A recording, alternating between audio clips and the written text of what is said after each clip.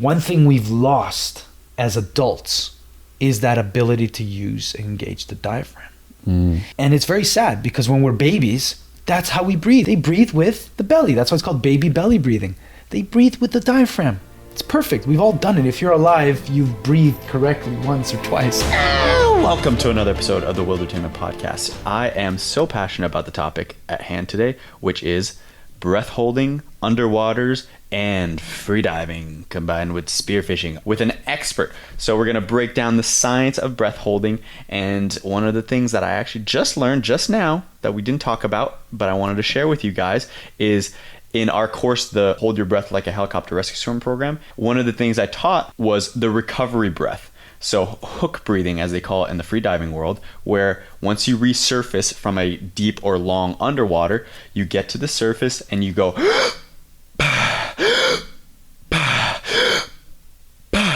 3 times, just like that. The theory behind it was that you're taking in that oxygen, you're holding it in, and it's allowing your body to diffuse that oxygenated blood, and it's preventing you a little bit from passing out. But from my conversation just now with our guest, it seems like that's evolved to now a more hope breathing technique.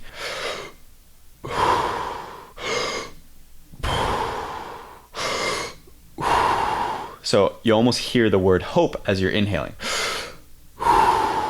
So that's the updated. No more hook breathing, the hope breathing technique. I feel so much more zen, so much more oxygenated right now. All right, without further ado, breath holding, freediving, one of my favorite topics with our guest, Luca Sommaruga. The rope is free! What? The rope is free! Ah, shit! Liam's fallen into a crevasse, and I immediately thought he was dead, or at least seriously hurt. And my guts had been ripped out of my body and were being contained by my flight suit. I know a mountain lion is on top of me.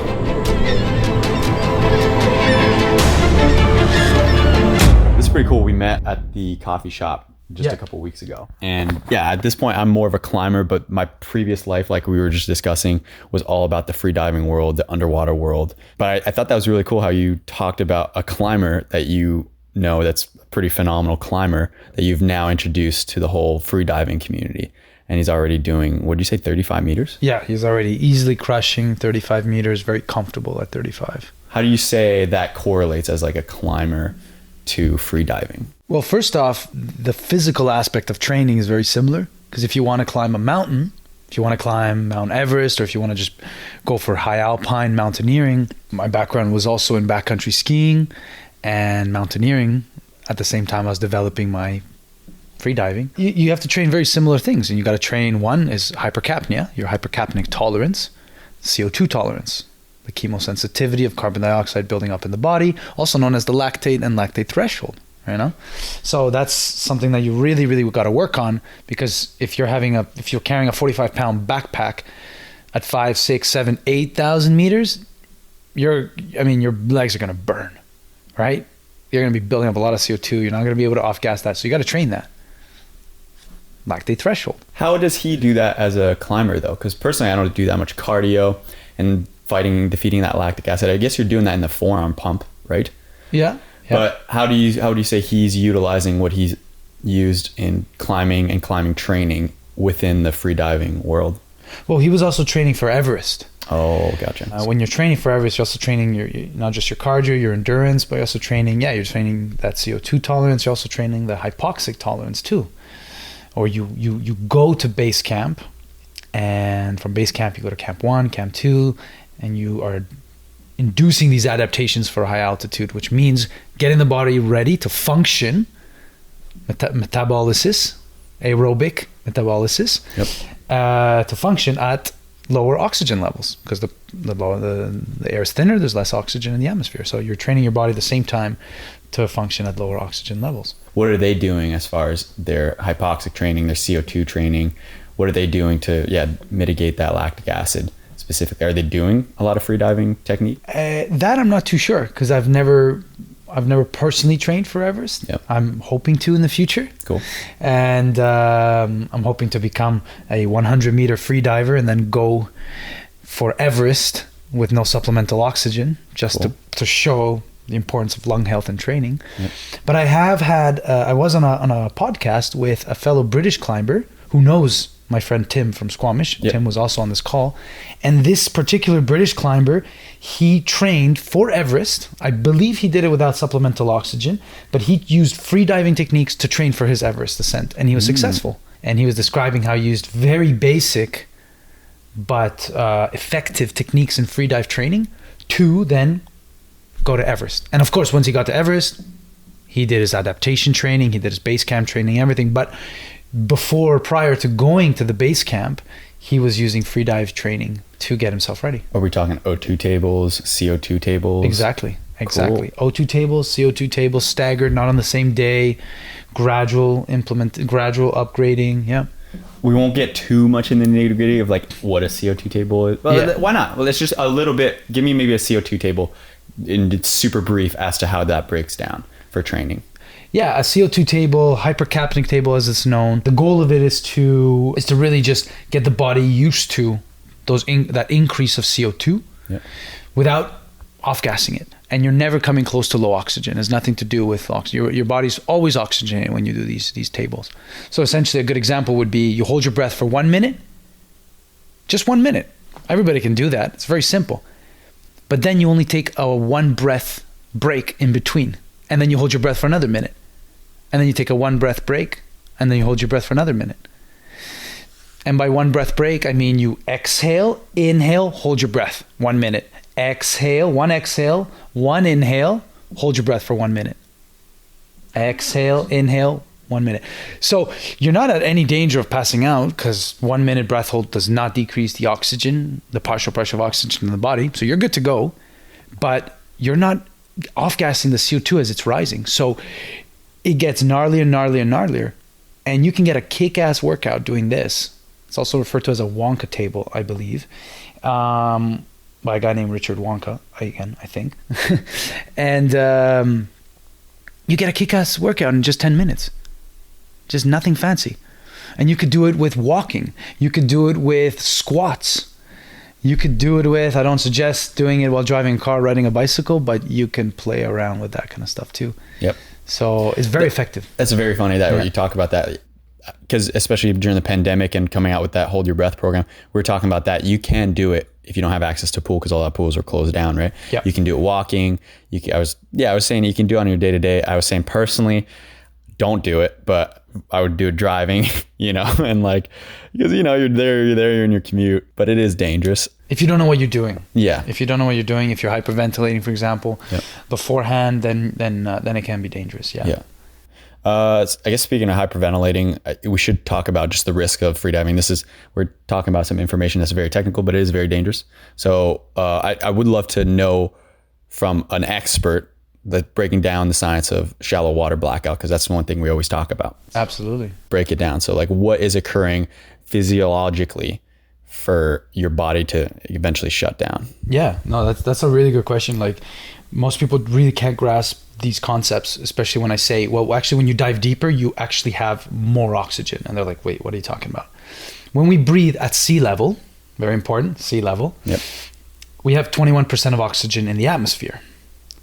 And most of the oxygen in our body is actually stored in our blood. People don't know that. People always say, I'm running out of air, I can't hold my breath. Your lungs is just topping it up. We want to dive with a full breath, but most of your oxygen is in your blood. So when you dive deep and the pressure increases, what happens is the amount of oxygen you go down with in your body is fixed. But because of the increase of pressure, the overall partial pressure of oxygen in the blood is higher. This is known as Daltons Law. It's basically the concentration because of the pressure. Concentration and pressure are two physical elements that are intertwined. Physics 101. So the deeper you dive, the more oxygen, the higher oxygen concentration you have in your blood. This is why scuba divers would never, ever, ever breathe pure oxygen and dive on pure oxygen. Because at a certain level, too much oxygen causes oxygen toxicity, and you can die. It can kill you. So we never, ever do that, for example. Or at least scuba divers would never do that. So if you see a O2 tank lying around and you think, oh, I'm going to breathe pure oxygen and then go dive, you'll kill yourself. So don't ever do that. Yep. But in freediving, it's much more natural. We take a breath of air at sea level, 21% oxygen. And the deeper we go, because of the pressure, there's a higher concentration of oxygen in the blood, which is really, really fascinating. Which is what it explains how we can go down so long and so deep. It explains how people have now gone 130 meters self-propelled on one breath. How Andrea Zuccari, a guy I trained with in Egypt, has done 175 meters with a mask going down and back up, clean, like he comes up, he looks cool as a pickle. No problem. You know, like 4-minute dive, but it was the depth that was more impressive. I was curious, and I'm sure the audience is too, what is your PR right now for finning descent? 80 meters, 260 feet. 260 feet. 80 meters on one breath. Going down and up, right? Going down and up, self-propelled, yeah, with fins. That's my specialty. When you get down there, are you kind of looking up? I guess with your experience, you're like, I'll make it back up. But sometimes when you're that deep, I feel like I've only done it for depth a very few times. And when I was down there, I think, pretty out of breath now, at the bottom. And then you have to make your ascent. Do you ever have that feeling of like, oh, am I going to make it back up? Well, that's exactly where it ties into the shallow water blackout. Because when you're down there, you feel good because you actually have a higher concentration of oxygen. But you got to go back up. And when you start going back up, the partial pressure now drops because the pressure around you is dropping. You're going back up to the surface. Right. And that's where you can have a shallow water blackout. That's where you can become hypoxic. And in the last few meters where you can black out underwater. So if you don't know what you're doing, if you haven't taken a free dive course, if you find yourself hyperventilating, doing the Wim Hof stuff without really knowing how to tweak it, you can put yourself in trouble. Which is why in free diving we always say, dive within your limits, never dive by yourself, get some training and don't hyperventilate. So that's usually the rule of thumb. Is it possible to still have a shallow water blackout when you haven't hyperventilated? It is, but it's way more unlikely because the trigger mechanism that tells you to breathe, what gives you the urge to breathe. Anybody that's ever held their breath and they get this immense sensation of I need to breathe, they start getting contractions of the diaphragm. It's beyond anything. It's a survival mechanism. It's your alarm system. It's beyond anything that you can hold against. That's actually the carbon dioxide building up. It doesn't have as much to do with oxygen as we think. Yep. So anybody that's holding their breath that didn't hyperventilate, they were just breathing slowly as if they're falling asleep, yoga breathing as we call it, and you hold your breath and you get the sensation to breathe, that's your CO2. That's a natural evolutionary mechanism to making you breathe. And think about it from an evolutionary biology point of view. If we didn't evolve to have an alarm system to tell us to breathe that was independent of oxygen, well, we wouldn't have survived as a species. We'd be a pretty shitty species. You know what I mean? True. So that's that CO2. And that's at the same time what we train. That's how we train our ability to hold our breath longer, to get to know that urge to breathe, to get to know those contractions, to get to know that rise of CO2 in the body. Right. Yeah. And hyperventilation just kind of overrides that. You can hyperventilate, off-gas CO2, and you can become hypoxic without ever knowing it. Basically, hyperventilation turns off your body's alarm system. So you got to be very careful with how you do it, especially near a body of water. Right. Yeah. Or riding your bicycle or driving a car. That I would never recommend. I talked on that episode 72 that we were just talking about, something I got to experience recently, which is breath work. Holotropic breath work is what they call it. Yeah. And that was my first time. Yeah, I'd never heard of it. Never heard that was a thing or it even existed. And yeah, it wasn't quite that fast what he had us do. So I'm sure there's different approaches. Yeah. He had us basically going, oh yeah, which means like there's no pause in between the inhale and the exhale. And it is hyperventilating. It's not quite that quick hyperventilation, that quick in and out. But it put my body in this rigor mortis. Yeah. My mouth was tight. And he was saying, cramping. And my throat too, right? But it's very cool because at one point he told me to hold my breath and you know, I do have experience with the whole free diving situation, if you didn't know that per se, and I didn't even think of it that way in that moment because I was in that like beautiful dark place, but he made me take a breath. And I guess they were kind of aware that, yeah, it was about like 3.5 minutes or so. All he had said was like, take your breath, hold it until you feel the want to breathe again. Right. Yeah. And it wasn't like me trying to push myself. It's just after a specific amount of time, I was like, that's enough. Like, it wasn't like, you know, when you're training free diving, a lot of times you try a little hard and try to think of different like mechanisms or thinking patterns. I wasn't really doing that. I was just like, I'll do it until I don't want to anymore. Yeah, exactly. Until you get that sensation. But that's because I purge a lot of CO2. Yeah, exactly. Normally 3.5 minutes is very like, good, right? Yeah, but that's like, I could still potentially do that now with like the lack of training without hyperventilating. But I'll say this, it would be a lot harder than having done it after that hyperventilation. And that's fine because it's controlled, conscious hyperventilation. Yeah. Nothing wrong with that. I love the Wim Hof stuff. Even Wim says, don't do this when free diving. It's controlled, conscious hyperventilation. It's controlled. There's a teacher, there's a setting, you're learning. It's conscious, you're aware of the breathing you're doing, and you're hyperventilating, no problem.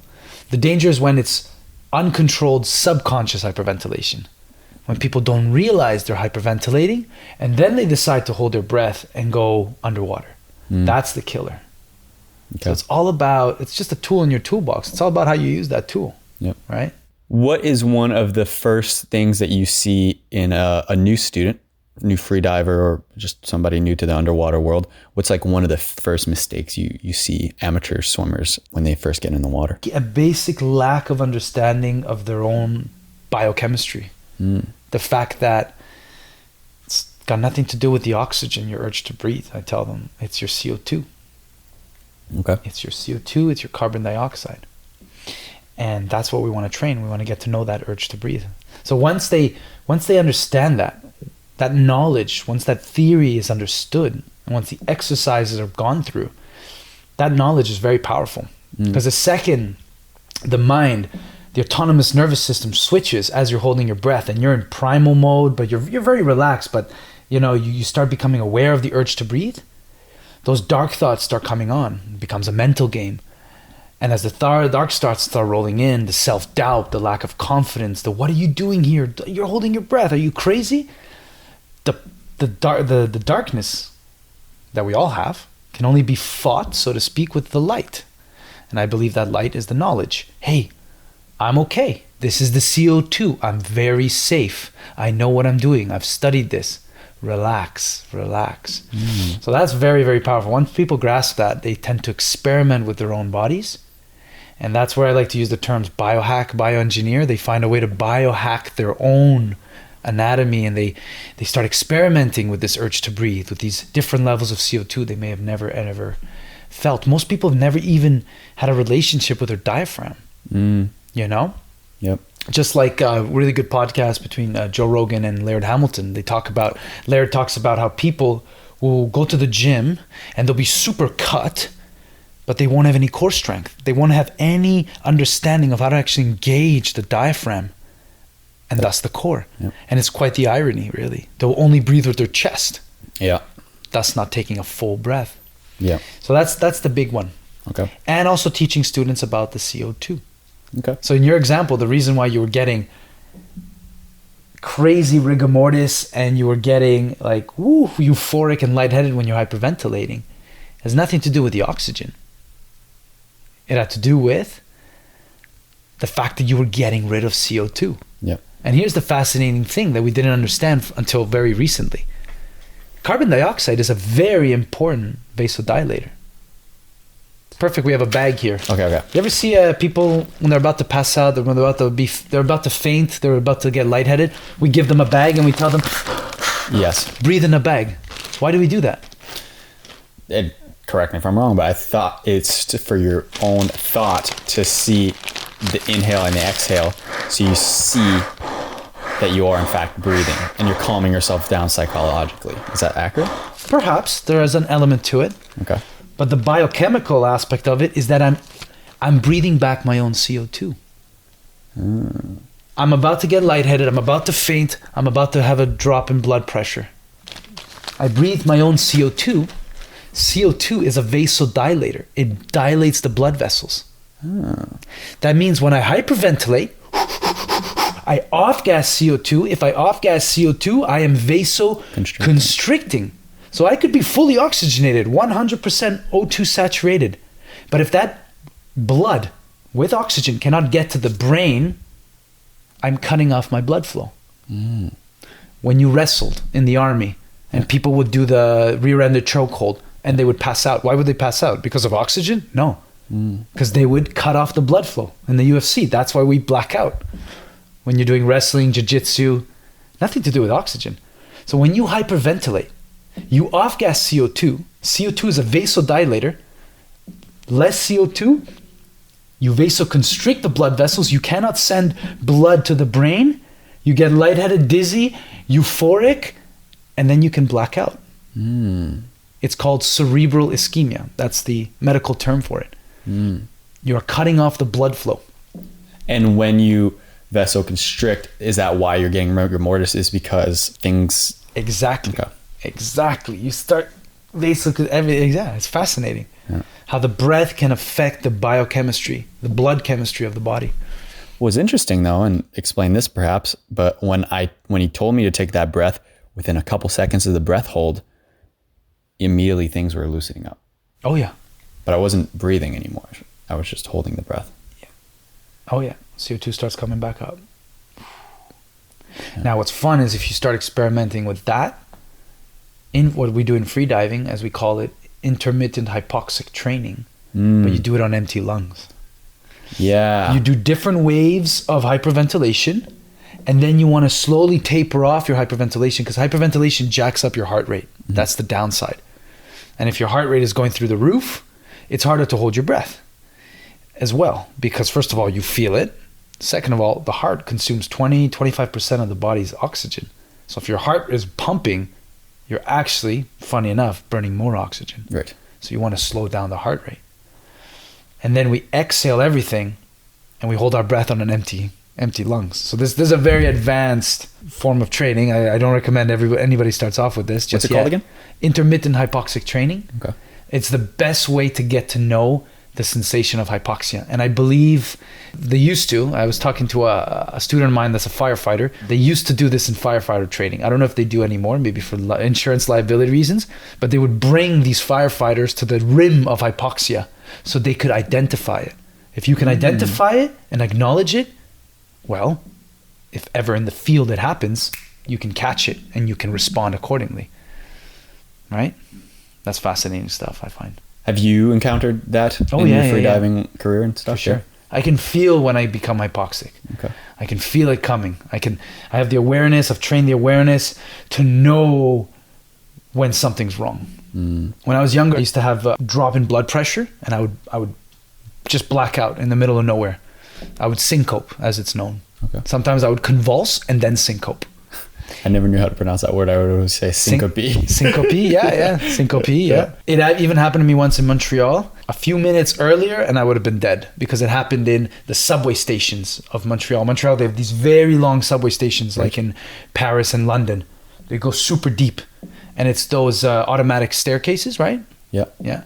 And I was carrying a tray of sushi, and I walked down the staircase, and at the bottom of the staircase, blackout, fall on the floor. I wake up, bunch of people around me. I'm covered in sushi, and I'd syncoped. I'd convulsed and syncoped. If it would have happened at the top, well, I would have tumbled and I would have been dead for sure. Wait, so can you explain this science behind syncope? It's for most people, it's just a drop in blood pressure. You'll see people go white. It's fainting. It's passing out. Drop in blood pressure, especially with people that have low blood pressure. For me, it was working too much, maybe the combination of sometimes drinking alcohol and smoking weed as well, overworked, overstudying, you know. So it had nothing to do with actual freediving? Nothing to do with freediving. This was before freediving. Oh, okay. But with freediving, I learned to identify it. Because I remember how many times I used to be in the kitchen, my friends would turn to me, I'd go white, I'd convulse, and I would just fall down. Whoa. This happened a couple of times. A couple times I almost hit myself on something. Once my buddy had to catch me, otherwise I would have smacked into a pan. Yeah.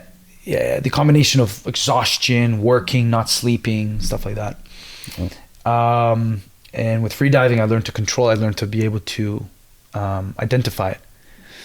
So even to this day, when I give blood, since I probably have low blood pressure to begin with, when I give blood, and if I look at my own blood being extracted, I'm okay with blood. I used to work at an emergency room, so I've seen blood and guts. I'm okay with other people's. Yeah. But my own, if I look at my own blood being extracted, and I'm dumb enough to look, I will convulse, syncope. Whoa. Wake up in about 4 or 5 seconds. Whoa. Yeah, and 8, 9 out of times that happens. Whoa. Yeah, and I can feel it now. With free diving, I've trained myself to be like, oh, it's coming, and I tell the nurse it's coming. Take out the needle. Don't let me fall on the floor. Oh. Yeah, so you can train that awareness, like, ooh, you feel it. What's the scariest moment you've had free diving? Scariest moment was actually before free diving. Bad surf accident, which led me into free diving. Oh. Yeah. 10 years ago, 2010. Yeah, Costa Rica. What happened? I was very young. I was very arrogant, stupid, naive, egocentric, immortal. When you're young, you think you're immortal.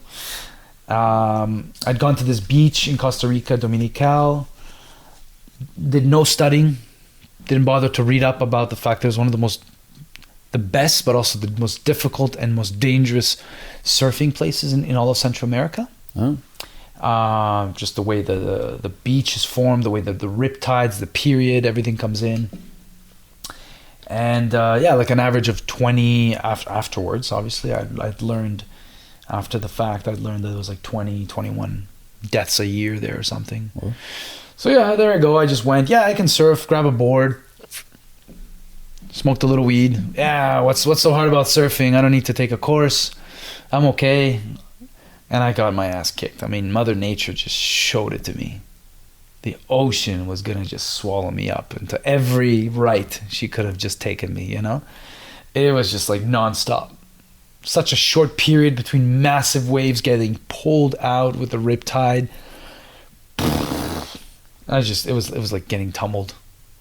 Yeah, and I just remember darkness, quiet after a lot of noise, wanting to stay in the quiet, not wanting to go back in the noise.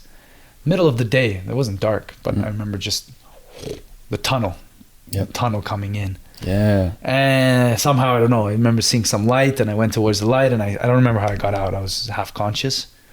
And then this 6'5" California guardian angel named Andrew just pulled me out. It was actually funny. That beach was one of the first beaches in all of Central America to get a Coast Guard, not a Coast Guard, but a lifeguard service, volunteers. Cool. Yeah. Because people were dying there all the time. Yeah. He pulls me out. He was like, oh, I thought I was going to pull out a body like last month. Same situation.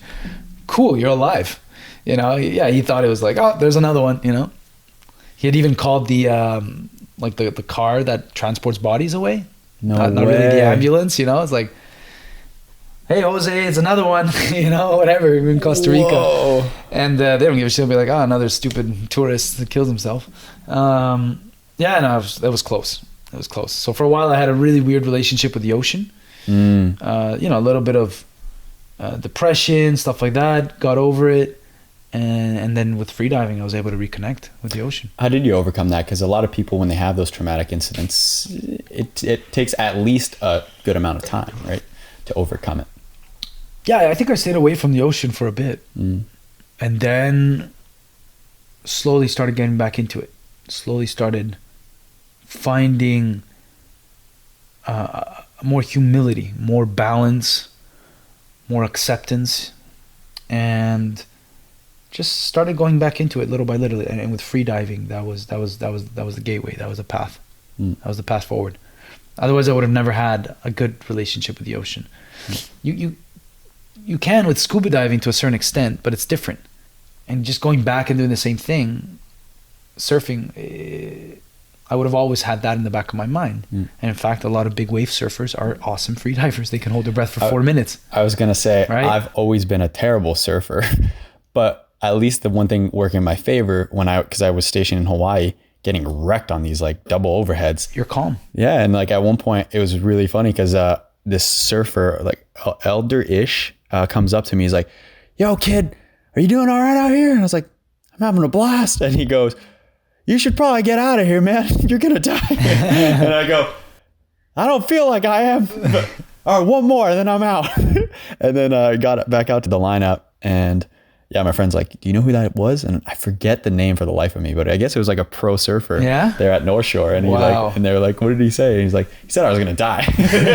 So I had Did you get an autograph? Yeah. It makes you calmer. Yeah, it does. It makes you, makes you understand the ocean and the waves better, the energy and the movement. Yeah. I think. Yeah. Yeah. And you do need to accept it a little more. You're like, okay, well, this is going to be however long it's going to take. Yeah. I'm going to surrender to that, and I'm going to come up and then hope that the next one's not right on top of me. Absolutely. Yeah. And it's when I teach surfing survival training, this is one of the concepts I teach. In freediving, we learn about letting go, about acknowledging that real control means to let go. Don't resist. Fluidity, let go. A concept that I'm a huge fan of from Bruce Lee. Be water, my friend. Let go. Be shapeless. Be formless.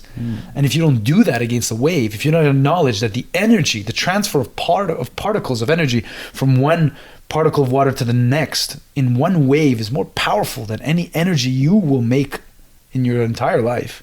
We can calculate that from an energy perspective.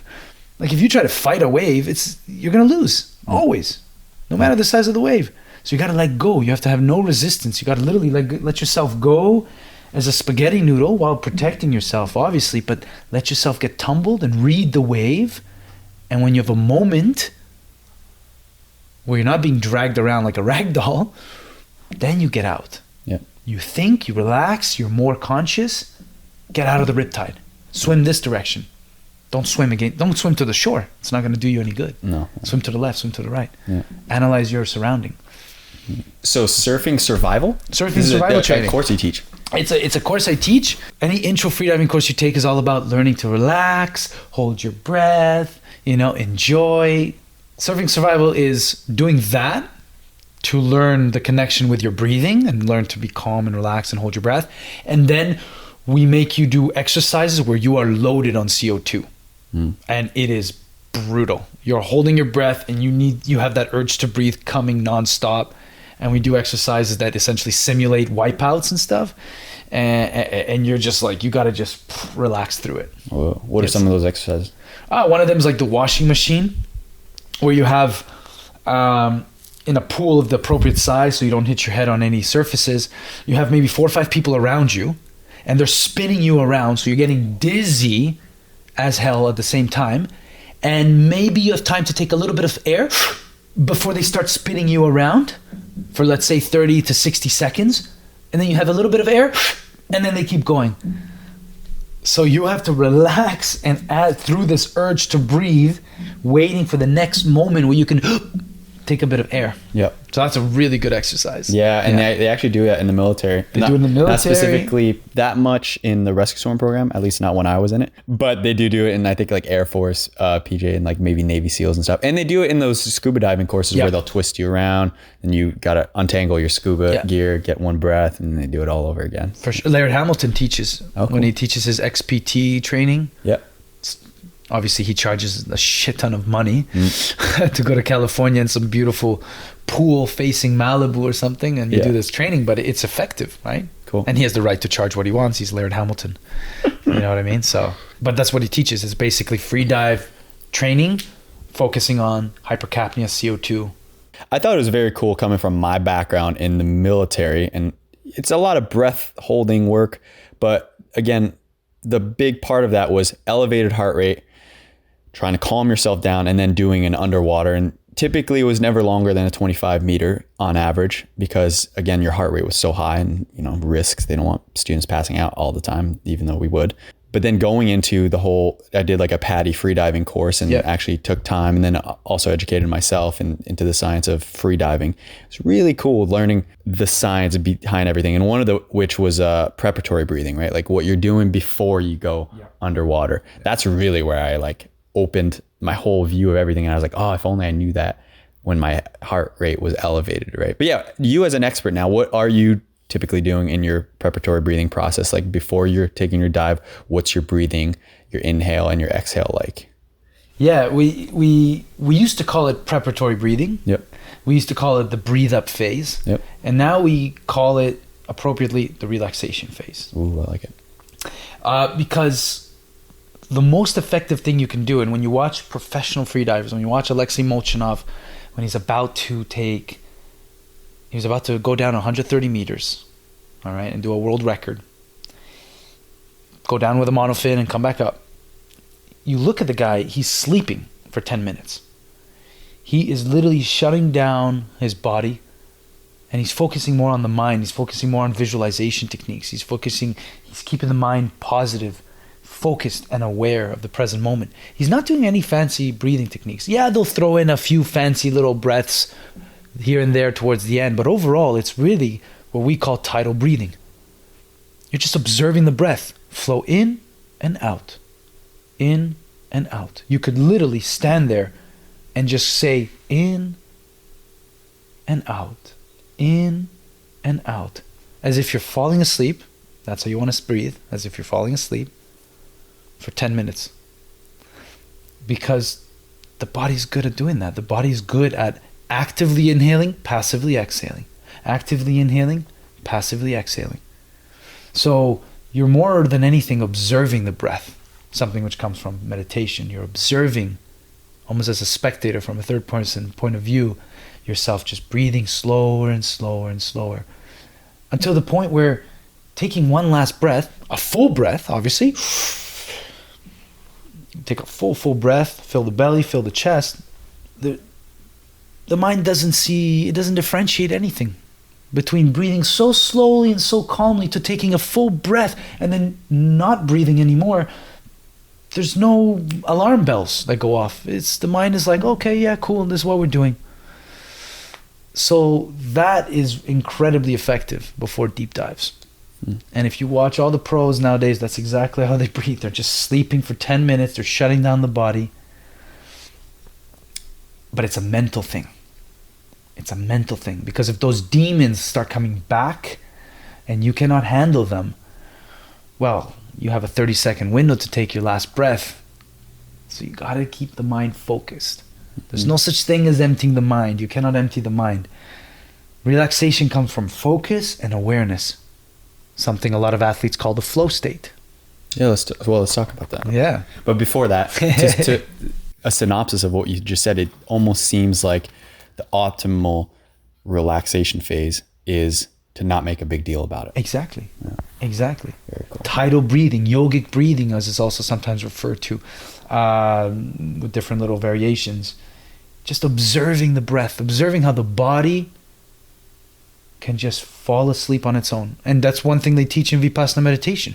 Sit down for 15 minutes and just observe and try to visualize a molecule of air going in your nostril, out the nostril, in the nostril, out the nostril. Try to visualize that, and try to visualize the visceral feeling of the nostrils with the air flowing in around the little circumference, the nostril cooling down because the air is a little bit humid. Maybe you're detecting smells and scents in the air that you otherwise weren't observing before.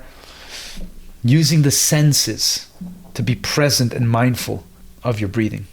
The latter part of that breath work seance that I did in that holotropic breath work was, again, the hyperventilation, the breath hold, and then I believe it was deep breathing, but eventually he had us do, I can only describe as minimal breathing, where he was telling us to just take in as little as you need. And the whole time my mind was going to like, oh yeah, don't take more than you need from this earth. Exactly. Oxygen. And it was astonishing how little I felt like I was taking in or that I needed.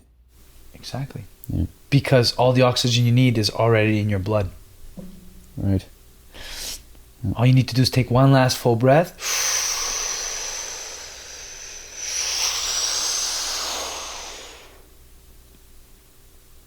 And you go back to that relaxation. A full, comfortable breath, but you go back to it. It's a musical thing I always teach my students. It's a musical thing.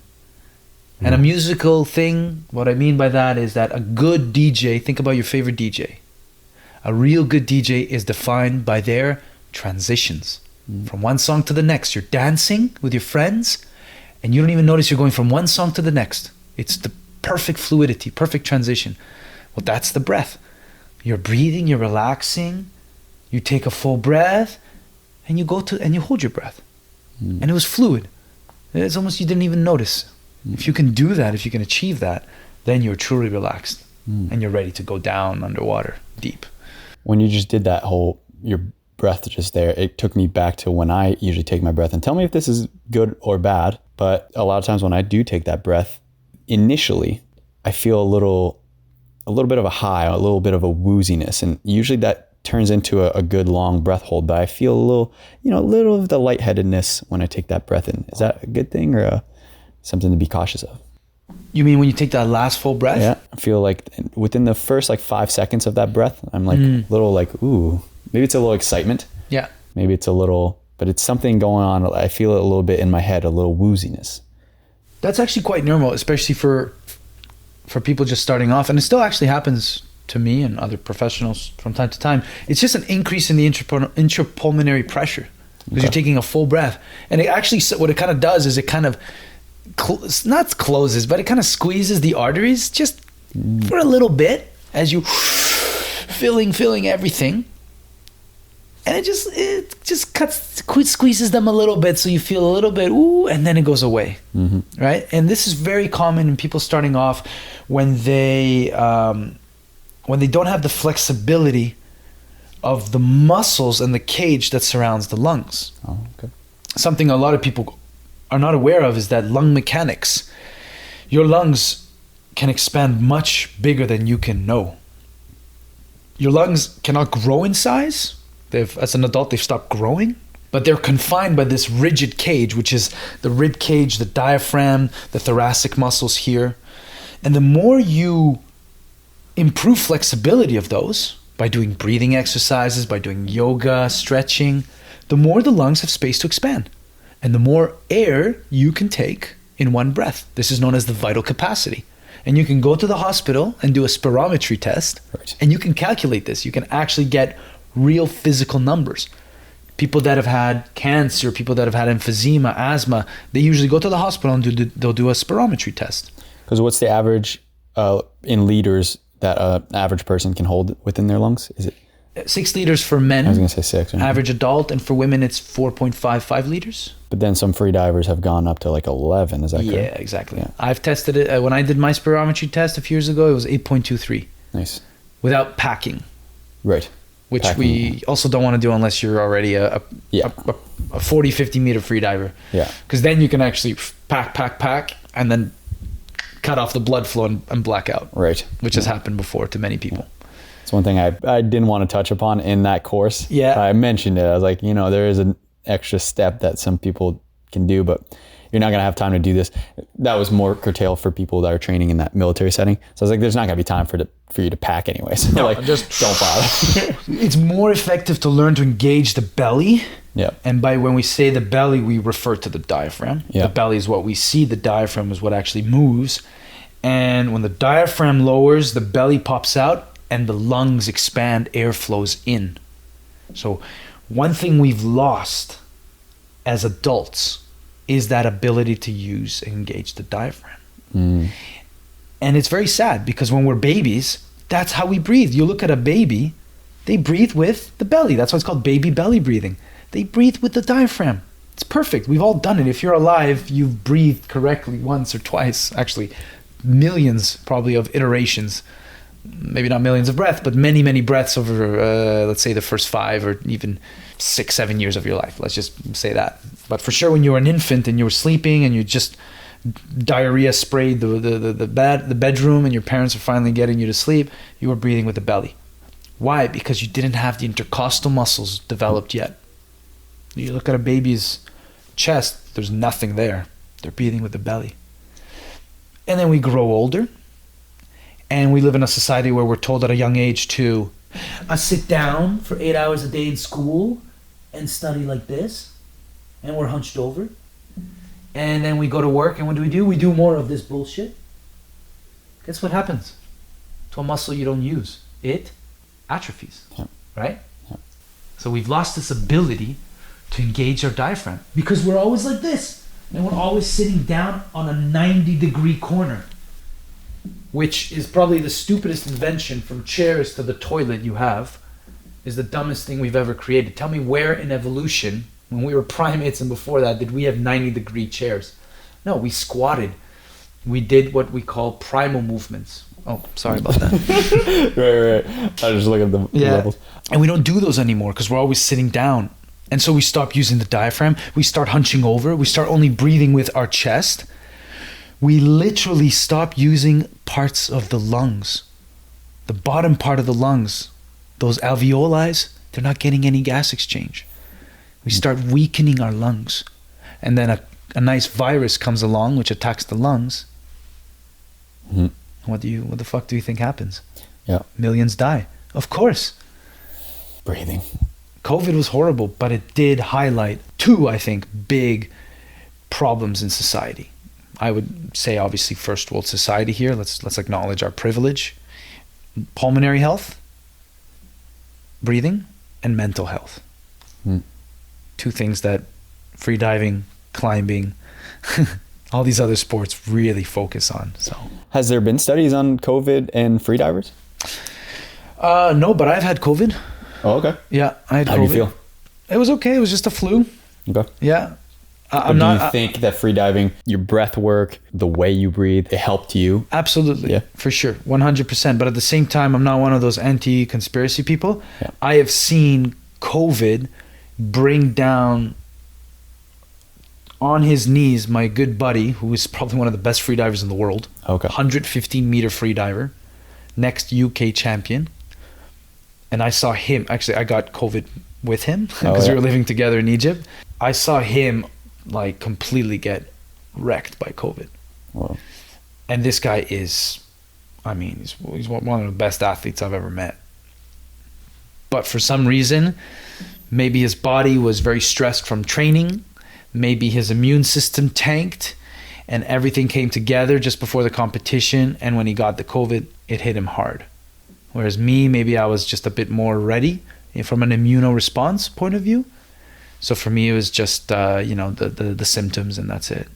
How is his recovery? Is he back up to par? Or? I think after almost 2 months, he's back up to par. Cool. Yeah, I think he'll be doing some pretty awesome deep dives, but he took it hard. Yeah, it's definitely something that is real.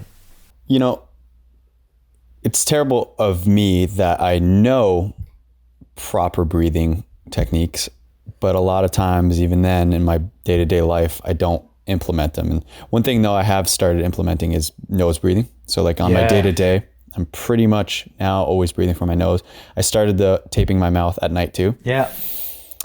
I need to buy better tape though, because sometimes with the mustache at the time, it like feels off. So I got to figure that out. You can put I heard some people putting just a Band-Aid, like a really good Band-Aid. Oh, okay. Or maybe two. Yeah. So the sticky part is here and the soft part's not on the lips. Yeah. Is on the lips. Okay, yeah. But I do sleep better. I feel better when I do that. Mm-hmm. But also when I'm talking about that, I don't implement as much as, breathing from the stomach and, utilizing your intercostal area and activating that diaphragm. And I feel it. Like when you have more anxiety when you're doing your chest breathing and rapid breathing, right? Rather than these slow breaths. Because I did read that book, Breath. Breath, yeah. James Nestor. And I think they were saying that he was recommending an average of, is it 6 breaths per minute? Because on average, it's 12, right? An average human in EMT school, they always teach when you're making an assessment of someone's breathing, it should be about 12 breaths per minute. It's too much. We overbreathe. And I think Patrick McEwen in the Oxygen Advantage talks about that too. Okay. We overbreathe. Again, because instead of taking long and deep breaths, we take shallow, rapid hyperventilation breaths and we breathe through our mouth. Of course, we're going to take a bunch of breaths. We want to breathe as slowly as possible. That's what yogis train to do. They literally train to breathe 1 breath cycle per minute. Think about that. For most people, the ideal breath cycle is 3 seconds inhale, 6 seconds exhale. So a whole breath cycle is going to be about 9 seconds. So yeah, if you multiply that times 6, that's exactly where James is getting it from.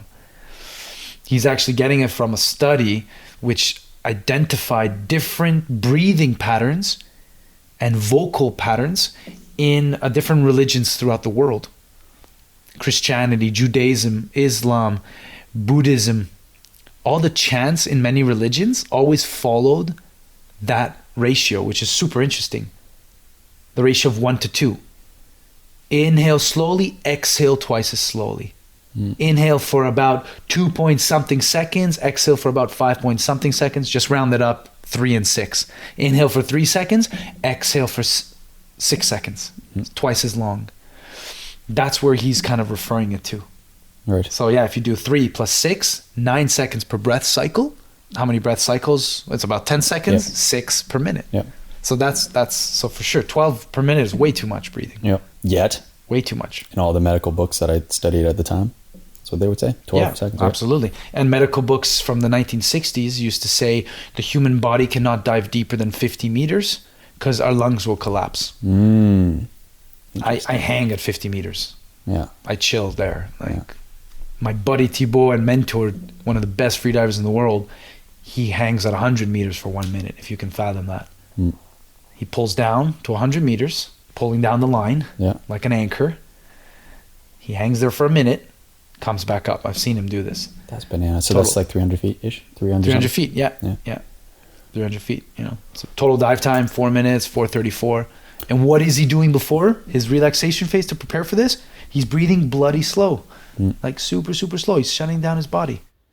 One thing too I talked about in the course, I forget the exact number, it was researched at the time, but an average untrained human can hold their breath for an astonishingly longer period of time than you would assume, which I think is about, like, is it fair to say 2 to 3 minutes? If you're just breathing normally, calmly in your relaxation phase, you're untrained, not saying like morbidly obese here, but just a normal regular person, you do a couple cycles of breath work, whether that's O2 tables or CO2, you could probably pull off a 2-minute breath hold.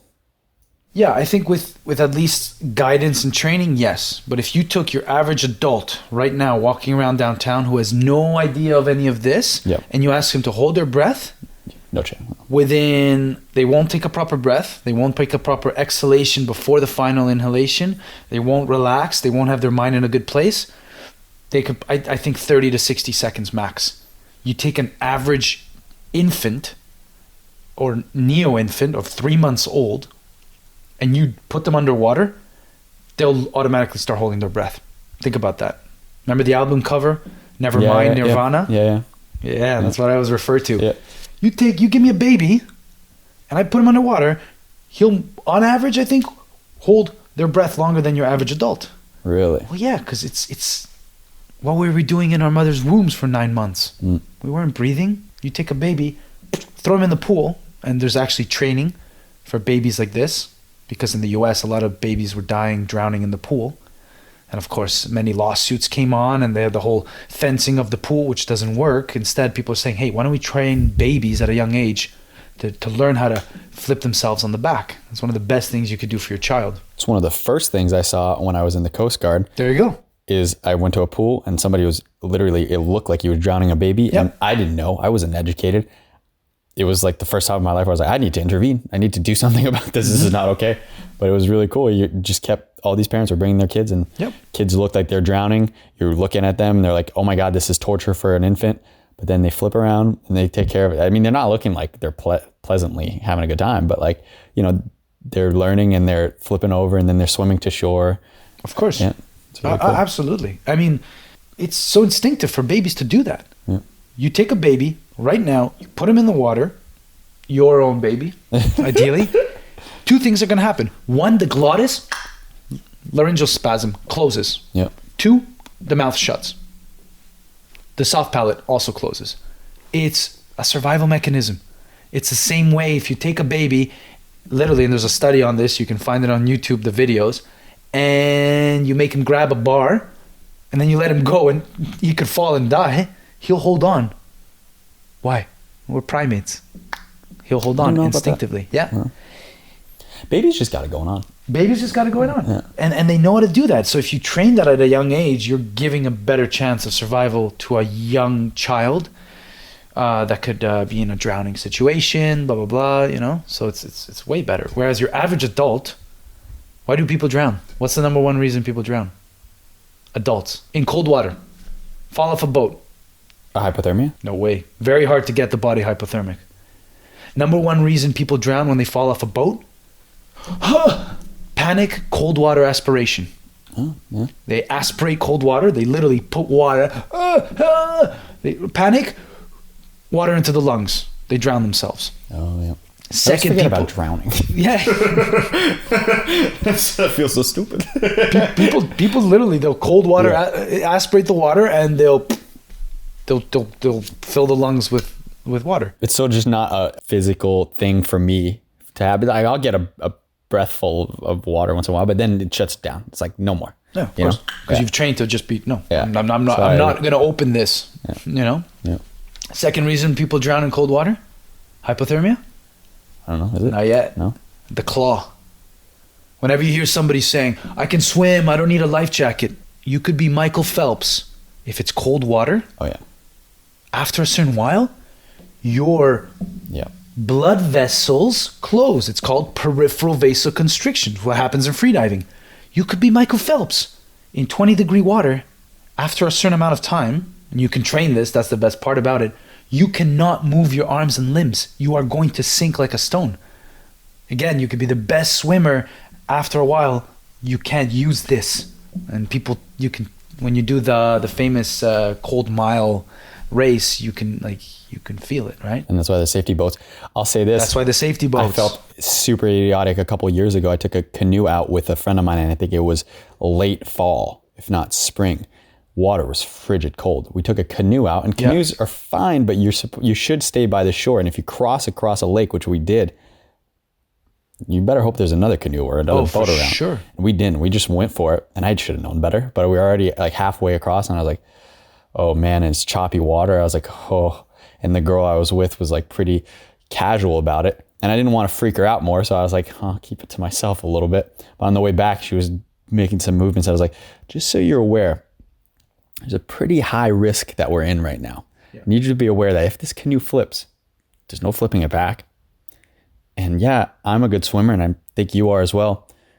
But the chances of us swimming this, like, it's probably like a mile and a half to shore. In frigid water. I'll tell you this, I can't pull you out. No. I might make it, and then hopefully we can get back to you in time. But I'm just saying, it's a pretty dangerous situation that we're in right now. That's why they train in the Coast Guard, right? Yeah. Tread water, cold water. Yeah. In a controlled, simulated environment. And we are going to see the failure of your limbs. How is it? 45 minutes? Oh, good to know. Now we got to train to get it up to an hour. To be fair, we didn't actually do that much training. You didn't have to train? Yeah. Oh, Yeah. You should. Too bad. But I'm sure you've trained since then. Oh, we have. And we would do that on our own time. We'd always be like doing the prolonged periods of time in the cold water and stuff to get that. This past year, my buddy was telling me there were 2 like professional triathlon athletes that for some reason decided in the Howe Sound to not go back with the paddle boards, to swim back, and they died. Yeah. It's so quick. Those fingers, it becomes a fist in no time. And then eventually, you're just swimming with sticks. And then after the while, your sticks go away. Yeah. It's a nightmare. Anybody see Titanic? Yep. Same thing. Hello. Jack could have fit on there though. He couldn't even fit on there. He could fit on there. He could have fit on there. That's why you need a life jacket. Yeah. Third reason people die, cold water, hypothermia. I don't know. No, not Doesn't yet. seem like it. Yeah. Not yet. Yeah. Post-shock. Okay. They pull people out. Oh, yes. They warm Yeah. them up artificially. Mm-hmm. They make them stand up. Mm-hmm. The blood vessels dilate. The cold blood rushes to the heart. Myocardial infarction. Yep. You just saved the guy, and then you just killed him because you didn't, heat him up slowly, keep them laying down. That's why they always say you're staying laying down until I write you off to a physician in the hospital. Yep. And then the fourth reason people die is hypothermia. It's very hard to get the body hypothermic. Think about getting the body severely hypothermic.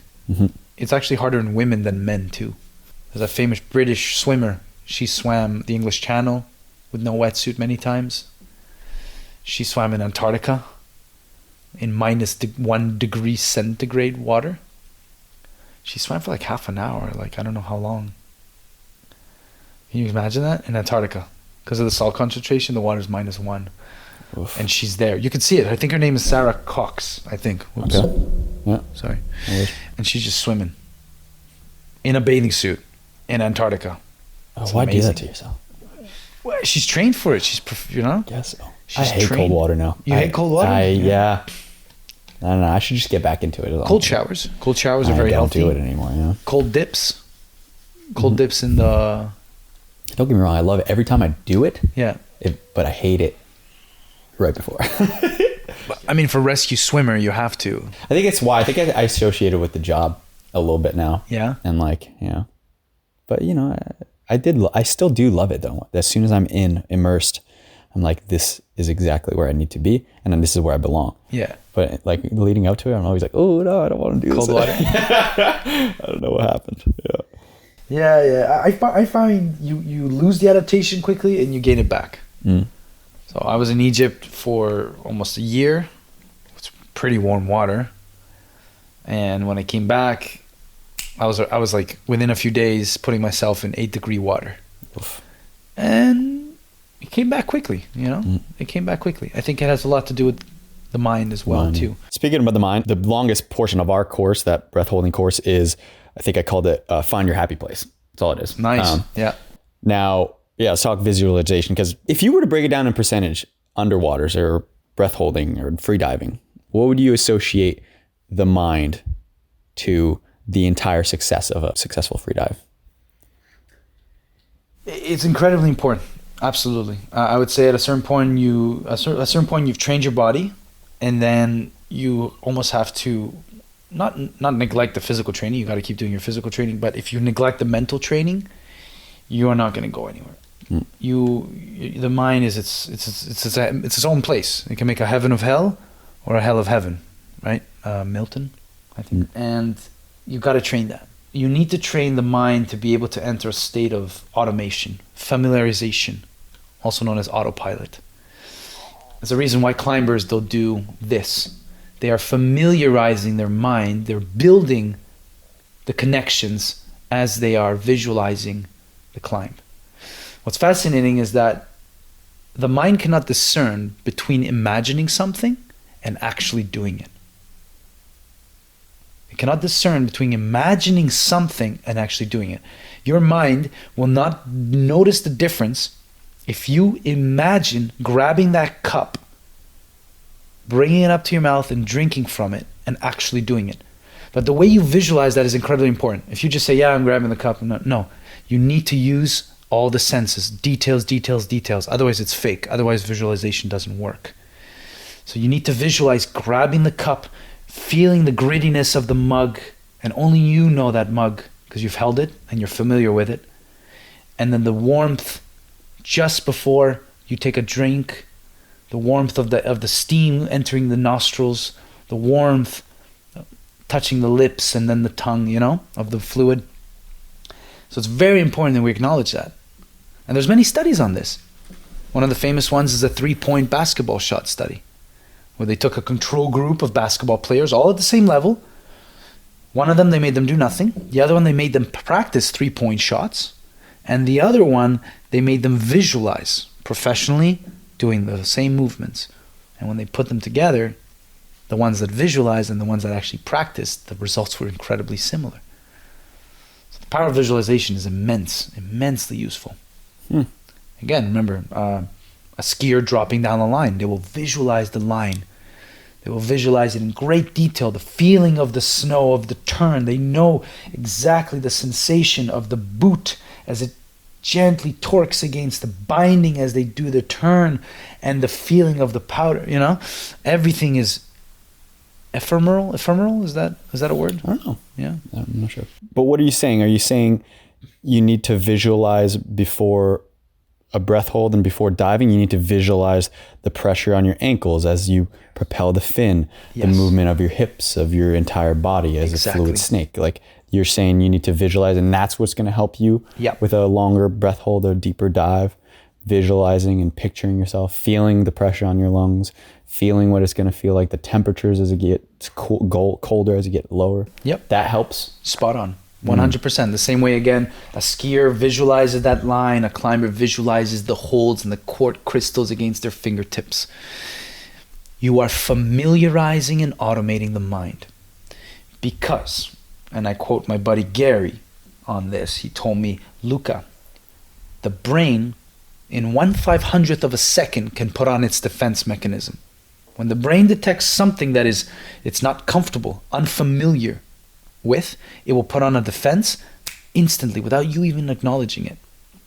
So if you're in an unfamiliar environment, you're going to tense up, and that can lead to injuries. So visualization means I am repeating the actions, I am familiarizing my mind, the actions before I actually do them. Because there's only so much practice you can do. There's only so many dives you can do. There's only so many climbs or skis you can do. But visualization is infinite. You can have millions of iterations in your mind where you visualize, familiarize yourself with everything you just said. The feeling of the fins, the water flowing over your face, the sound of the carabiner on the lanyard zipping down the line behind you. You familiarize the mind, and the mind feels basically like it's already been there. The mind has already done it. The mind is familiar with the environment. Isn't this preemptive, though? I understand that you need to be present and be present to all those 5 senses as you are diving. But what are you doing when you're in the dive? What's the technique? I always thought you should kind of, in a sense, try to defeat the mind's patterns, the mind's dark patterns. But what are you trying to think about in the moment of the breath hold? Well, I think that's where it changes for a lot of people. Right? It's incredibly subjective depending on which freediver, and obviously there's way better freedivers than me, much, much deeper, and I have tons of more work and learning to do myself. But for me, pre-visualizing the dive and the successful outcome, that was huge. And this is a lot of Olympic athletes do this. They visualize the outcome and they visualize themselves succeeding. They've already done it. So if the mind thinks, what am I worried about? I've already done 85 meters. I've already done 90 meters. You've never even come close to doing that. I've already done a 514D climb. You've never even come close to that. If the mind starts to believe that it is completed the task, it is done, it is in the pocket, then everything gets much easier. It is familiar with it. And that's why a lot of Olympic athletes and a lot of athletes in general will have I have won the Tour de France. They write it in their wall. They put statements of affirmation, as I believe they're called. Successful statements of affirmation. I am the best. I am a monster, as my buddy Thibaut used to say. But in a good way, of course, not a weird monster. I am a world champion, And you put that everywhere in your mind and also physically written in your apartment, and you start to believe it. You start to believe it. The same way that a psychopath believes that murdering children is okay. It's incredible, the endless power of the mind. You can use it for greatness and you can use it for evil, so to speak, right? And even that is relative, but of course, murdering children is not good. But that's the power of the mind. Yeah. It's a beautiful thing. I call that in my own head when I do it, I call it ego tripping myself. And and what it is and what I'm doing, usually this comes about in training, but I should implement it in just normal climbing. I'll think of a phenomenal climber like Tommy Caldwell. I always picture him a great finger strength, good power, especially when I do a dynamic move and I look at it, I'll be like, I am Tommy Caldwell. Yes. And then I hit that hold and I'm like, fuck yes. Yeah, that was easy because I'm Tommy Caldwell. Absolutely. On to the next. Yeah. Absolutely. When I do free immersion, for some reason, I think I am rest her soul, little Japanese freediver world champion. Her name was Sayuri Kinoshita. She passed away, unfortunately, but she passed away for other reasons. Yep. And she used to dive so soft. She used to do 90 meters just coming up like this. La, la, la. So in my first, 40 meters coming up, I'll be like, oh yeah, I'm going to do like Sayuri, nice and small movements to kind of protect my lungs. And I'm visualizing myself just like her. And then when I start coming closer to the shore, I'll do more boom, more big glides and big pulls. So I'll imagine myself as William Trubridge, world record freediver, really good in free immersion, pulling on the line, and he would just do one pull and he would go flying. So you visualize yourself as that person you want to be. Absolutely. That successful affirmation. And it does make you feel more powerful. Oh, more. Man. Yep. Look at that fight with in the UFC recently. It was two women. One of them was American. The other was a Chinese girl. The Chinese was known to be indestructible. And people were like, yeah, she's going to win. She's going to win. She's going to win. The little American girl, this is UFC, professional MMA fighting. The little American girl with, I think she had a Spanish Mexican last name. I forget her name. She was bald. Her head was shaved. She walks into the ring and she's like, I'm the fucking best. I'm the fucking best. She's just repeating it over and over.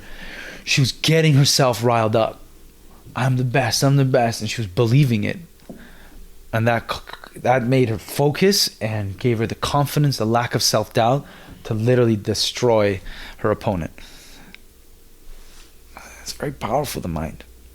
And that's what Muhammad Ali used to do. That's what Mike Tyson used to do. They would get in their opponent's heads.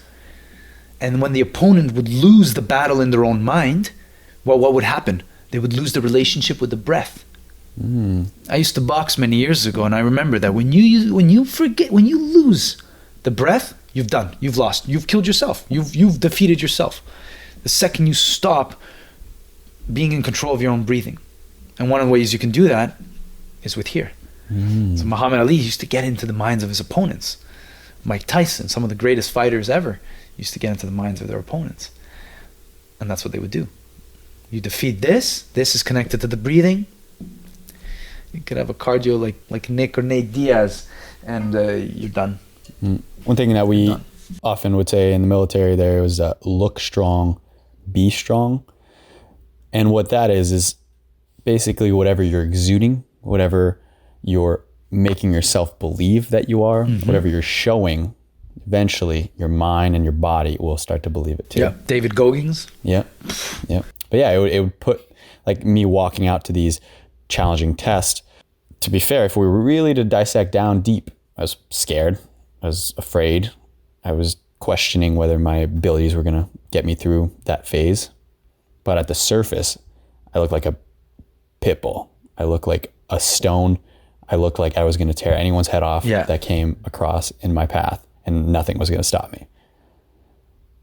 Yeah, look strong, be strong. Yeah, you're giving me goosebumps. Yeah. That's right. And the 40% rule in the military? What's the 40% rule? Well, I'd read that like you train to be like, once you can't go anymore, once you're done, you're only at 40%. Oh yeah, I haven't heard of that in a long time. That was like, in 2014 and we were talking about that 40% rule. I guess it's just a random number, but I think the point of it is when you think you're done, actually, you don't even know how much more you can go. Yeah. Well, the military also, like in these challenging tests, like BUDS and all that stuff, they're always addressing that it's mostly mental, right? They always say 80% mental, 20% physical. Nice. Yeah. I've always said that is a luxury that individuals that have become dedicated and disciplined enough to become performing athletes physically have the ability to now say, yes, it is 80% mental and 20% physical, because they've trained enough to be in shape. And now it is where the challenge lies. Is, am I going to make it through this entire journey of 4 months of this hell?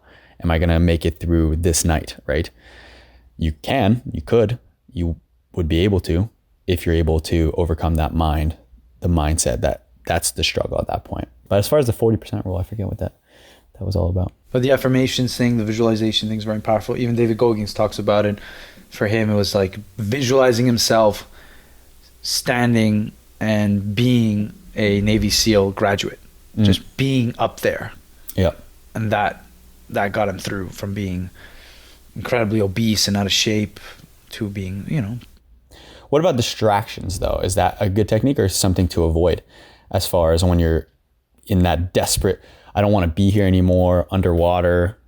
Is it good to have those distractions? Because one thing I would do is like play a song in my head, or just, looking at the beauties around you and being present. But basically these kind of these distractions, if you will, or something to occupy the mind. Is that a good technique?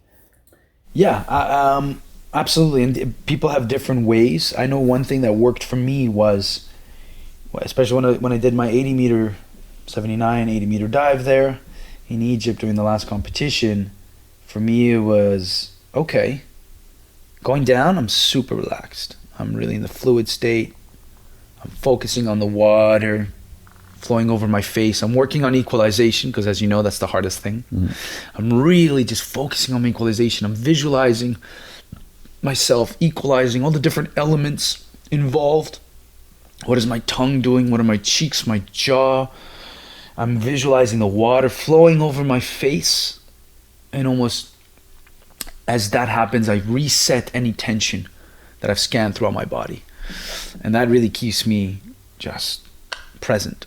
But when I turn and I wake up, or when I hear my alarm saying, beep, beep, you have 10 meters to go. Beep, beep, 5 meters to touchdown. And I turn and I grab that tag, that's where you can have a realization of, oh fuck, you're deep.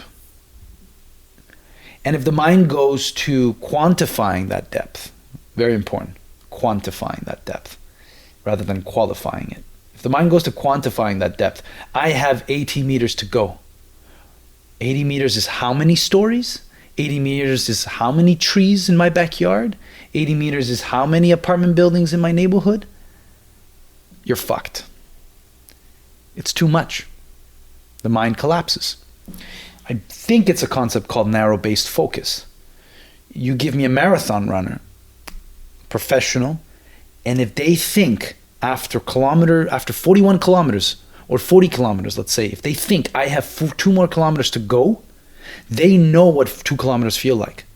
They sensitively, physically, psychologically have a connection with what those last 2 kilometers feel like after running 40 kilometers. And if they think I have 2 kilometers to go, the mind collapses, even if the body could have kept going. So they have to stay focused on narrow, small tasks. Get to that tree. Get to that tree. Done. Get to that lamppost. Get to that lamppost. Done. Little tasks. The mind can handle little tasks. So in freediving, for me, when I would turn, grab the tag, if my mind went to, you have 80 meters to go, and I know there's other freedivers that think this way too, I could be in trouble. So I do not have 80 meters to go. There's no such thing as 80 meters. I'm not deep. I have 100 kicks. 1, 2, 3, 4, 5. 1, 2, 3, 4, 5. 10. 1, 2, 3, 4, 5, 6, 7, 8, 9, 10. 1, 2, 3, 4, 5, 6, 7, 8, 9, 10, 30. 1, 2, 3, 4, 5, 6, 7. I just need to put 100 kicks of work. That's it. That's how I get back. 100 kicks. 100 kicks.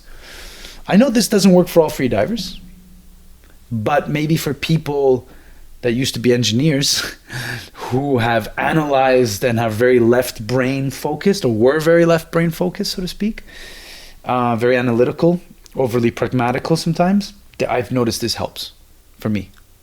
Again, maybe not for everybody, but that narrow-based focused approach, that I'm not doing 80 meters, I am just doing 10 kicks, and then another 10 kicks, and then why the fuck not another 10 kicks, and then, oh, look at that, I'm halfway. I think that can be a very useful solution. That's why we always teach to keep your head down, not only to minimize on drag, but just because your objective is almost always going to seem much further than you initially anticipated it being, right? So don't even think of the objective, just think of the task at hand, and then you'll be there when you're there. Exactly.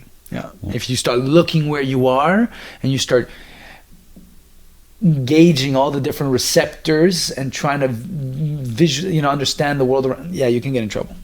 When you're going as deep as you are, there is no finish line. You probably can't even see it from the top. You can't see it. It's down there. It's your journey it's almost endless, but when you're there, you'll be there. Exactly. Yeah. Beautiful thing. Yeah. It's fascinating. And I want to make it very clear that I'm just at the very beginning of this journey. At the very beginning of this journey. I still have so much work to do. I'm going to have so many failures ahead of me. and hopefully I can overcome them. But I'm just at the very beginning of being able to understand, and I've been lucky to surround myself with high-level athletes that have been able to teach me these things. It's really cool too when you can be present with the fact that progress isn't linear, right? And you can actually have a smile when you have those failures of, oh wow, okay, well, it's not as good as it was 2 weeks ago. Absolutely. This is where it is. And if it's really that continuity, that dedication to continue on, that's what makes somebody an expert at something. You can't just take that failure as like, oh, I'm getting worse. This is part of it, part of the process. Absolutely. Absolutely. And if there's any free divers that are listening to this or anything like, or even you in your free diving, when you go from that resistance to fluidity, when you make that change, that mental barrier, that mental jump, at least I went from pushing 60, 65 meter dives, like resistance, pushing against Mother Nature, to coming up, feeling like a garbage dive, having a lung squeeze, spitting blood, hurting myself, to going to much deeper dives, feeling way, way better, coming up, feeling amazing. And then going back to doing those 65 meter dives and hanging there, being like, what's 65? It's not deep. I'm hanging at 65. When I was able to do a 30-second hang at 65 meters, I knew that 15 seconds deeper at 1 meter per second, therefore 15 meters deeper, 80 meters, it was in the bucket. It was done. It was mine. I owned the depth. I wasn't just doing a depth. I wasn't just doing a number. I was owning it. I was belonging. I was allowing myself to be there. So that was very, very big change. Let's finish this with the visualization technique, the body scanning that you talked about. Yeah. Tell me about it. So this can help with sleep is what you're telling me? Absolutely. Yeah. This is actually something they teach I teach the Molchanov's program. Okay. So you have SSI, PADI, NAUI, ADA. There's a bunch of different freediving education programs, but I believe that one of the best ones today is the Molchanov's. Okay. Just because it's literally taken the best instructors and athletes in the world and put them together to create a dashboard and a platform similar to what you have with rescue swimmers. Yep. It's an incredibly in-depth platform. I can actually just sign you up and give you some access to some of the exercises. That'd be good. They're incredible. Cool. Like literally you're doing exercises that world-class freedivers are doing to go really deep or do amazing breath holds, This program teaches courses, and even in the first level course, they teach the visualization, the body scan to get the mind ready. What it is essentially it acknowledges that you want to be able to scan your body for any points of tension, because we hold so much tension areas that we don't even realize. We have very little body awareness. Unless you're someone who does a lot of sports, a lot of yoga, a lot of meditation, we have very little body awareness, the average person. So to be able to scan from the toes upwards and try to scan, imagining you have an x-ray machine, or imagine like you're laying in the shade and the sun is slowly coming over you, very slowly, and bringing the light over you. And you can actually feel like, oh, my toes are in the sunlight. There's the warmth coming back. You can visualize that. And you're scanning your body from the extremities. I like to do it from the extremities inwards. This helps to acknowledge the fact that maybe I was holding tension in my wrists, in my elbows. I let my arms go. Maybe I was holding tension in my calf, in my ankles. Well, I don't need my legs right now. I'm falling asleep. I'm about to hold my breath. I'm floating on the water. Why would I need to hold up my arms and legs? I don't need them right now. I can survive without arms and legs. God forbid that accident ever happens. You can survive as a paraplegic. No arms, no legs. So you scan and let them go. You acknowledge that you control your fingers, and therefore to real control means letting them go. You don't need them right now. You're sleeping, or you're about to go dive. You don't need them right now. Just relax them, and you let them go. So you scan little by little every part of your body, visualizing every little part, and you're just letting it go. I like to do it again from the extremities inwards. And then I get to the hard part, the belly, the hips. We hold so much tension in the belly. Can you scan your stomach and just be like, let it go. The shoulders, the neck, the face. Let everything go. Relax the neck. Let your head drop down. Relax the shoulders.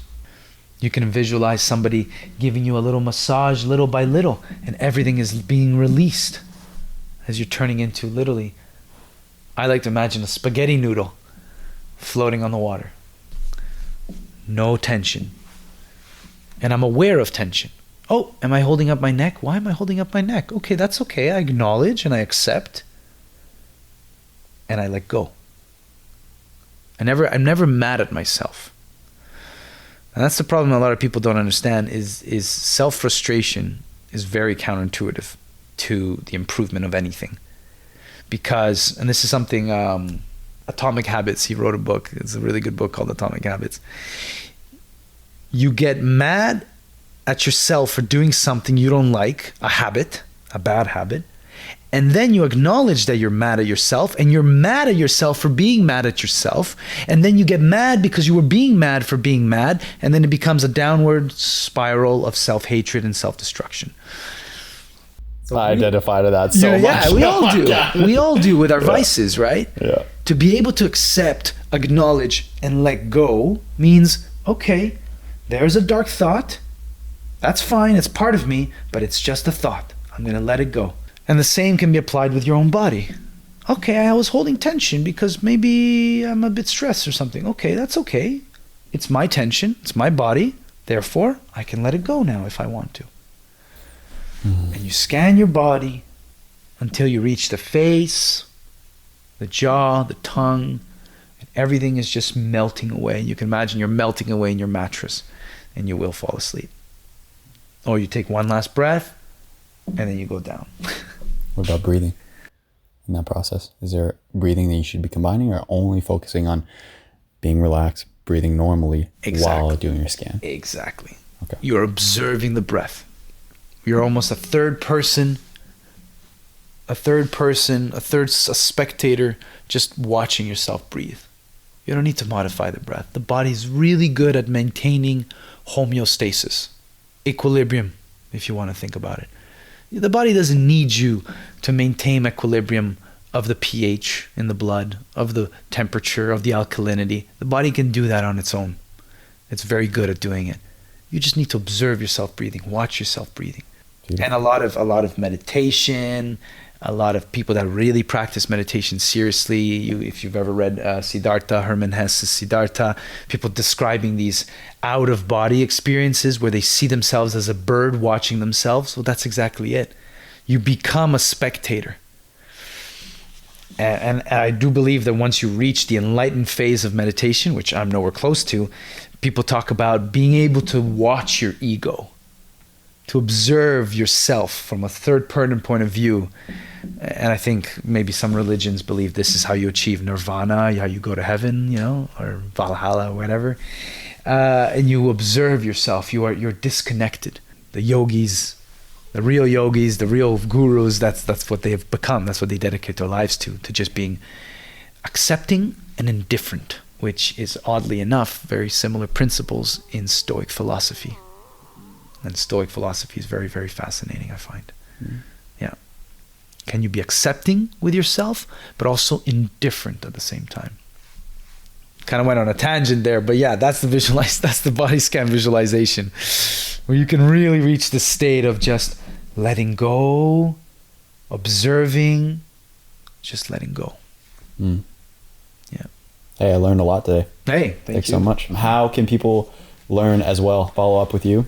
They can reach out to me. I teach here in Vancouver and Squamish, sea to sky freediving. Sea to sky freediving.com, is it? Yeah, exactly. Sea to sky freediving.com. Cool. You can even just type in Freediving Canada on Google and I'll pop up.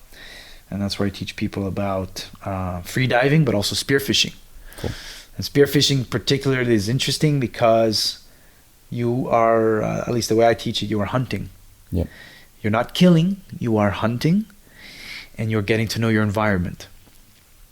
You are hunting and gathering your own food, your own seafood, in the most sustainable, selective, and responsible way.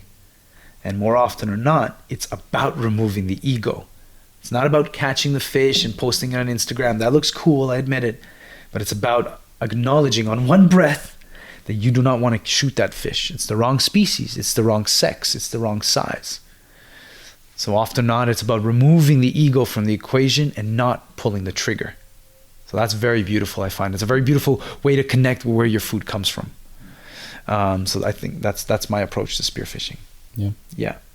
And I miss it. I used to live off of spearfishing when I was in Hawaii. You told me. With a 3-prong though. The Hawaiian sling? Hawaiian sling. So you know exactly that sensation, right? That sensation of, I got to feed myself, but no.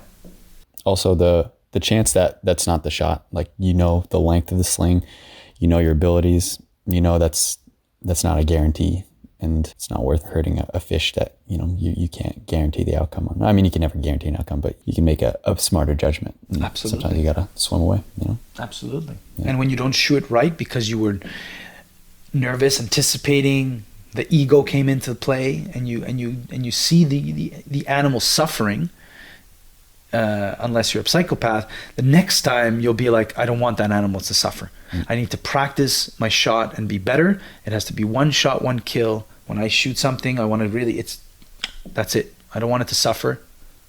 I'm not religious, but I make a little prayer. I give the fish a kiss. You know, I thank the ocean in a non-religious way, just more of a connection with the ocean way. And then I celebrate. You know, we got food. But I really make sure that, like, that animal should not suffer. That animal is going to go to feed me, my family, my friends, but that animal should not suffer, or suffer as little as possible, which is completely disconnected with everything else in our agricultural system. Our entire food chain system is based on suffering. The chicken, the beef, the pork we eat. Again, Luca, they can find you on Sea to Sky Freedive. Sea to Sky Freediving.com, absolutely. Freediving.com. And you have a book there too? Yeah. My blog is the Freedive Wire, and we write articles about science and freediving. Good. We write gear reviews, travel reviews, and we wrote a book. Well, my buddy Yap, my partner, wrote the book. I just edited and helped out as much as I could, but this was pretty much mostly his book. And he wrote this amazing book called Longer and Deeper, and it's about cross-training for freediving and spearfishing. And in the first part of the book, we go into really nerdy science of freediving. I saw the photos and the graphs just there. Yeah, we talk about muscle fiber, metabolism, lactate, a bunch of stuff we talked about, testing muscle oxygenation, aerobic, anaerobic metabolism. Yes. How you can modify your diet to improve your ATP-CP system. Can the use of creatine and high-energy phosphates improve your diving? And then the diet of it all. Yeah. The diet. That's another diet, whole, I have a whole huge. chapter on that too. I forgot about the diet. Yeah. And then in the second part of the book, we go into doing like brutal training, like hypoxic deadlift squats. You know what I mean? Like, really like pretty gnarly exercises. It's basically like intermittent high intensity interval training for free diving, which is great because you don't need a pool, you know. And you don't need a pool. That's it. Love it. And it was actually it was endorsed by Xiaolin Wang, who's the Chinese national record holder, and he's a guy who's landlocked most of the year. Oh wow! But he does a lot of dry training. He'll go to a competition, 100 meters. Wow. 110 meters. Yeah, that's cool. So there's a lot of effectiveness to it. So yeah. All right, check it out. Link's gonna be down below. Yeah. Thanks again, Luca. That was so good. Thank you. Thank you. Yeah. Thank you so much for joining us on this episode of the Wildertainment Podcast. What can you do to help us out?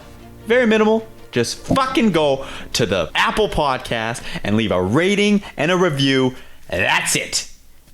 Or go on Spotify and subscribe, and on YouTube as well. You know, do the bare minimum. Come on. See you later.